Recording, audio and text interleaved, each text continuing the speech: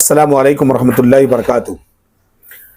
سلسلے درس حدیث میں آپ سب کا خیر مقدم ہے۔ ہم لوگ سن رہے ہیں حقیقت توحید۔ اب تک ہم لوگوں نے شرک اکبر کے اقسام، اس کی مذمت کے سلسلے میں بڑی تفصیلی گفتگو سنی ہے۔ آج کے درس میں ہم سنیں گے انشاءاللہ شرک اصغر۔ شرک اصغر کی تعریف، شرک اصغر کا حکم اور شرک اصغر کے نقصانات، اور شرک اصغر اور اکبر میں فرق کیا ہے، بہت اہم اور بنیادی باتیں ہیں۔ آئیے ہم دیکھتے ہیں شرک اصغر کی تعریف کیا ہے۔ شرک اصغر کے بارے میں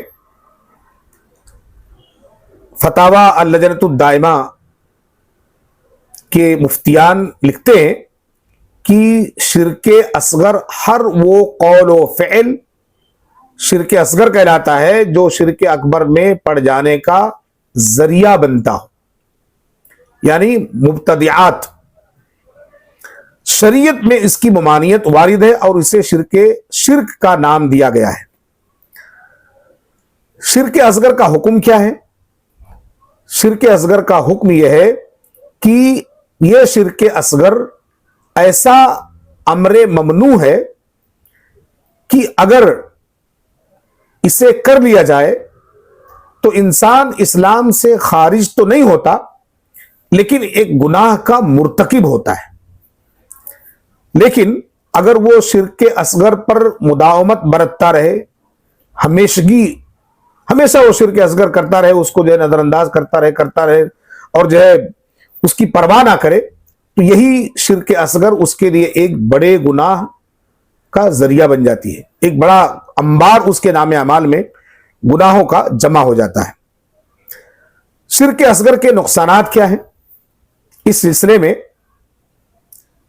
ایک کتاب ہے الجواب الکافی، جس کے صفحہ نمبر 115 میں صاحب کتاب نے بڑی پیاری بات لکھی ہے کہ شرک اصغر جس عمل میں یہ شرک پایا گیا، اس کا وہ اجر کم کر دے گا، گھٹا دے گا، اکارت کر دے گا، برباد کر دے گا۔ بلکہ اگر عمل واجبی ہو تو اس پر بندے مسلم گنہگار ہوگا، کیونکہ وہ اس واجب کو نہ بجا لا کے اس شرک کو بجا لا رہا ہے۔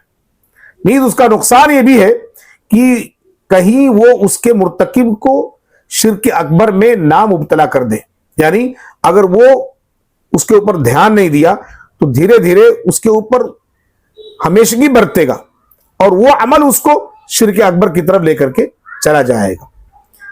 اب ہم دیکھتے ہیں کہ شرک اکبر میں اور شرک اصغر میں فرق کیا ہے، جو بہت بنیادی بات ہے۔ شرک اکبر کا مرتکب اگر بغیر توبہ کے مر جائے، جیسا کہ اس کی تفصیلات میں بیان کر چکا ہوں، مر جائے تو اس کے گناہ کی معافی نہیں ہے۔ مرنے کے بعد اس کو معاف نہیں کیا جائے گا، بلکہ اس کو مخلد فی النار کیا جائے گا، ہمیشہ کے لیے جہنم میں ڈال دیا جائے گا۔ لیکن اگر شرک اصغر کا مرتکب مر جائے تو وہاں مشیت الہی کا معاملہ آئے گا۔ اللہ تعالیٰ اسے چاہے تو معاف کر دے، چاہے تو اسے اللہ رب العالمین عذاب دے۔ یہ دونوں میں بڑا فرق ہے۔ اب اس کے بعد شرک اکبر کے ارتکاب سے ساری نیکیاں اکارت ہو جاتی، لیکن شرک اصغر سے صرف وہی نیکیاں اکارت ہوتی ہیں جس میں وہ اس نے شرک کیا ہے۔ شرک اکبر کا مرتکب دین اسلام سے خارج ہو جاتا ہے، شرک اصغر کا مرتکب دین اسلام سے خارج نہیں ہوتا ہے۔ شرک اکبر کا مرتکب ہمیشہ کے لیے جہنم میں رہے گا، لیکن شرک اصغر کا مرتکب ہمیشہ کے لیے جہنم میں نہیں رہے گا، بلکہ اللہ رب العالمین اس کو جہنم سے ایک دن نکال دے گا۔ تو پتہ چلا کہ یہ جو شرک اصغر ہے، اس شرک سے بھی ہم کو بچنا چاہیے، کیونکہ یہ ہم کو گناہ کی طرف لے کے جاتا رہے گا۔ اور اللہ کے نبی صلی اللہ علیہ وسلم ہمیشہ اللہ سے ہر قسم کے گناہ سے پناہ مانگتے تھے، ہر قسم کے گناہ سے۔ اور ہمیں بھی اپنے نبی صلی اللہ علیہ وسلم کی سنت کو اپنانا چاہیے۔ اللہ کے نبی صلی اللہ علیہ وسلم دعا کرتے تھے رب العالمین سے، اے اللہ میں تمام چھوٹے بڑے گناہوں سے تجھ سے معافی مانگتا ہوں، یہاں تک کہ شرک اصغر سے بھی میں تجھ سے معافی مانگتا ہوں. جبکہ اللہ کے نبی صلی اللہ علیہ وسلم کبھی بھی آپ اپنی زندگی میں کوئی چھوٹا بھی گناہ نہیں کیے. ہمارا ایمان ہے اس بات پر. اگر آپ گناہ کرتے تو آپ گنہگار کہلاتے، لیکن آپ پوری تاریخ پڑھ لیں، پورا سیرت پڑھ لیں، اللہ کے نبی صلی اللہ علیہ وسلم سے کبھی ایک ادنا بھی گناہ سرزد نہیں ہوا ہے.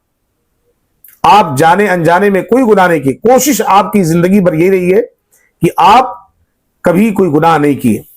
اس کے باوجود بھی اللہ کے نبی صلی اللہ علیہ وسلم عبادت میں، ریاضت میں، رضا الہی میں اپنے آپ کو ہمیشہ مستغرق رکھتے تھے، بزی رکھتے تھے، مشغول رکھتے تھے.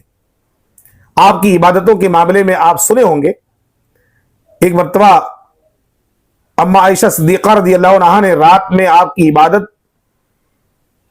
لمبے لمبے رکوع، لمبا قیام، لمبا سجدہ دیکھ کر کے آپ کو فرمایا کہ اللہ کے نبی آپ تو معصوم ہیں، آپ منزہ ہیں، مبرہ ہیں تمام گناہوں سے، تمام بری چیزوں سے، آپ پھر اس قدر عبادت کیوں کرتے ہیں؟ اما عائشہ صدیقہ رضی اللہ عنہا کے سوال پر جو آپ نے جواب دیا، وہ ایک بندے مومن کے لیے بہت بڑا سبق ہے. آپ نے فرمایا افلا اکون عبدا شکورا، اے عائشہ کیا میں اپنے رب کا شکر گزار بندہ نہ بنوں؟ جب اللہ رب العالمین نے مجھے اتنی ساری چیزوں سے نوازا ہے، مجھے اپنا محبوب بندہ بنایا ہے، اپنا عبادت گزار بندہ بنایا ہے، اللہ تعالیٰ نے مجھے اپنے لیے چن لیا ہے، تو میں کیوں اپنے رب کو ناراض کروں؟ میں کیوں نہ اپنے رب کو راضی کرنے کے لیے اس کی عبادت میں لگا رہا ہوں؟ یہی نہیں بلکہ اللہ کے نبی صلی اللہ علیہ وسلم معصوم ہونے کے ساتھ ساتھ اللہ رب العالمین سے روزانہ صبح و شام 100 مرتبہ 70 مرتبہ استغفار کرتے تھے. استغفر اللہ، اپنے گناہوں کی معافی مانگتے تھے، استغفر اللہ کے کلمات اپنی زبان سے ادا کرتے تھے.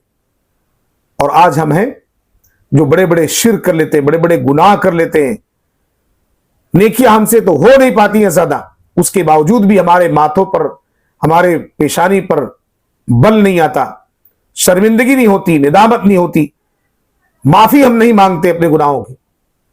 جبکہ معافی مانگنے والا اللہ رب العالمین کی نگاہ میں بہت پیارا ہوتا ہے، بہت محبوب ہوتا ہے. اللہ رب العالمین کے ہاں جو بندہ معافی مانگتا ہے، اللہ تعالیٰ اسے بہت پسند کرتا ہے. اس لیے ہم لوگوں کو آج کے اس شرک کے اصغر کے سلسلے میں جو ہم نے جو باتیں سنی ہیں، اس پر ہم غور و فکر کریں اور چھوٹے چھوٹے بھی گناہوں سے بچنے کی کوشش کریں. تو جتنا زیادہ ہم گناہوں سے بچیں گے اتنی زیادہ ہماری نیکیاں بڑی ہوں گی، ہماری نیکیاں ضائع نہیں ہوں گی. اور اگر ہم سے کبھی کوئی جانے انجانے میں کوئی غلطی، کوئی گناہ سرزد بھی ہو جائے، ہم سے ہو بھی جائے، تو ہم فوراً انابت اللہ، اللہ کی طرف ہاتھ اٹھائے، دعا کر لیں اللہ رب العالمین سے، رجوع ہو اللہ رب العالمین کی طرف، مانگ لیں اللہ رب العالمین سے.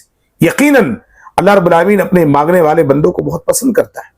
اللہ رب العالمین سے دعا ہے پروردگار اب تک جو ہم نے شرک اصغر، شرک اکبر، کوئی جوش اس میں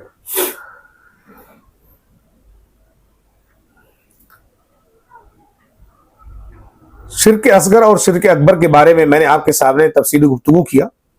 میں اس کی ایک مثال دے کر کے اپنی بات کو ختم کرتا ہوں. شرک اکبر، اللہ رب العالمین کی ذات میں کسی کو بھی شریک کریں. آپ اللہ کے لائق جو کام کرنا ہے، ہم کسی بندے کے لیے اگر وہ کام کرتے ہیں تو اللہ رب العالمین کے ہاں یہ شرک اکبر ہوگا.